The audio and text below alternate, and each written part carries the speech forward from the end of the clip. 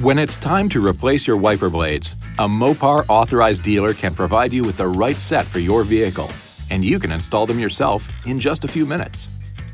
To remove a windshield wiper blade, first raise it off the glass by lifting the wiper arm to the full up position.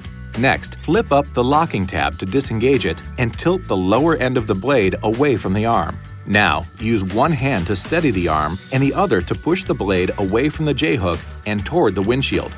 With the locking tab open, position the replacement wiper blade under the J-hook and insert the bracket into the hook through the opening under the tab. Slide the wiper up into the hook and then snap the tab into the locked position. Now, just lower the wiper blade onto the glass and repeat the process for the other side. To replace the rear wiper blade, lift the pivot cap on the rear arm and then raise the arm off the glass. Tilt the lower end of the blade away from the arm to unsnap it from the pivot pin in the blade holder. Install the replacement wiper blade's pivot pin into the blade holder and press the blade until it snaps into place. Finally, lower the wiper blade onto the glass and snap the pivot cap closed. This video is not intended to take the place of your owner's manual. For complete details and other important safety information, please see your owner's information.